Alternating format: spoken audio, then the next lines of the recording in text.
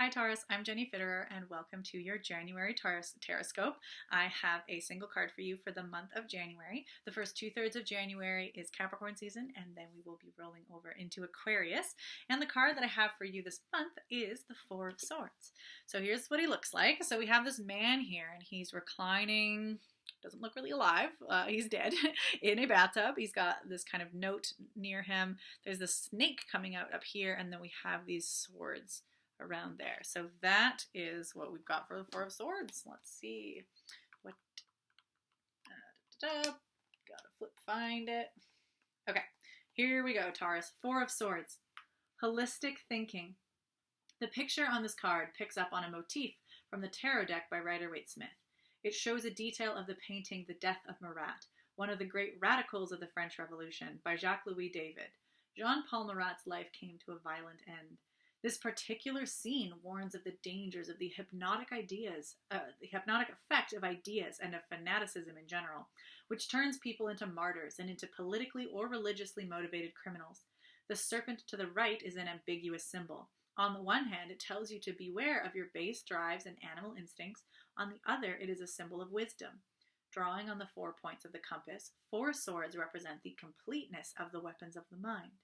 Thoughts and ideas form a composite whole. Ideally, your thoughts should be well-rounded. They should complement and inspire each other as a sign of wisdom and expanded consciousness. In less ideal circumstances, unmitigated thought manifests itself in disastrous convictions that can only lead to dire consequences. Then you will become a victim or a perpetrator, a fundamentalist or a martyr. There is not just a very real danger to life and limb, as in the case of Jean-Paul Marat. In a metaphorical sense, you are warned against human and spiritual bleakness, when convictions become more important than love or life. Practical advice. You've got some tough nuts to crack, but you will be able to resolve major contradictions and master complicated issues. Relax both inwardly and outwardly by letting go of negative thoughts. In order for your mind to concentrate on the task at hand, you must relax. A new dimension and a life beyond your expectations await you. Okay. So, this card is an interesting one for you, Taurus. Certainly an archetype of Taurus is being very stubborn. So certainly holding very fast to what you think, believe, or are doing. And that is, of course, tenacity is a neutral thing. The staying power to stick with something once you've started it, it's really whether that's a good or bad thing is more to do with what is it that you're attached to, and when and how are you willing to turn aside from it? So obviously, if you're very, very fixed on a fabulous idea or a really great calling, that's really wonderful. If you're fixed to an idea that's not really helpful, that's not so great. But even if you are fixed and really tenacious on something that has value, there's always a point when there are good reasons to turn aside from something. So even if what you are committed to is very, very good and wonderful, there may be really good reasons that come along that suggest that you to let go of it. And if you can't, then that tenacity might be a problem as well. So it's both what we hold on to and how we can learn to relax or not. So this card is really talking, since it's a card of swords, which is about ideas, thoughts, speech. So it's really thinking about the ideas that we hold on to, the speech, the manner of thought that we are committed to. And it's a 4. So 4 is very stable. So it's already a very this sort of feeling of fixedness. And Taurus, you are a fixed earth sign. So you're stable sometimes to the point of so solid you can't be moved. And again, that's neutral. It really depends on what you are sticking solid to. So this card is really suggesting you really need to examine your ideas, examine your values, and examine the thoughts and what you are committed to. Are you committed to something that has value? Is it just becoming something that's dogmatic or fanatical, where you're so committed to something and not really then able to see the blind spots, or you've got blind spots and not able to see the downside to it? Or is it something that you are so committed to, but that commitment is actually getting in the way of a greater being or a greater thing? So right at the very end, this is talking about being careful that when convictions become more important than love or life. So that might be, your conviction to your work, which may be really, really excellent, and it might be really, really important. But because of that conviction and connection to the work, that there is this missing out on the needs or care of your family members, or somebody has a bid for your attention because they're looking for love and connection, and you're so committed to one thing that you miss out on other things that might have just as much value. So that can be one example where really needing to examine, like, okay, are you so committed that it becomes a problem elsewhere, that, or even is, the ideas that you are connected to, what is, like, are those ideas, this idea of fanaticism or dogmatic sort of thinking, is when you can no longer be critical of your thoughts or critical of your values.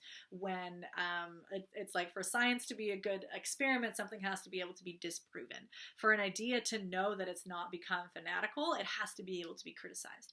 And so making sure that, and that's one thing that I think is a root for a lot of the Taurus tenacity, is that the ability to hold on and endure and commit can be so tied up in your identity of yourself, your identity as being a committed individual, an identity of resilience, that you can conflate what you are committed to being the same thing as your commitment itself. So if somebody questions, are you sure you should be committed to that?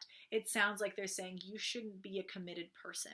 If somebody says, oh, maybe you should let go of that, where that is the thing that maybe could come and go, you're feeling like, oh, what you're saying is that it's bad for me to be so tenacious. And so being able to separate, the same way that the ideas you have they're not the same thing as you. So people can be I can identify with their thoughts or identify with their ideas so much that the criticism of the idea can feel like the criticism of the self. And that's where we don't want that to happen. We don't want to be so identified with the thing that we're connected to, or identified with the idea, that then we become as protective of that thing as we would be protective of ourselves and our own kind of inner core. So that's just as a good way to be able to differentiate that your tenacity or your sense of well-being or your identity or self-worth is its own thing, and that doesn't have to be overly identified, and what you're connected to, what you believe, can flow and change, and that doesn't have to impact your view of yourself. So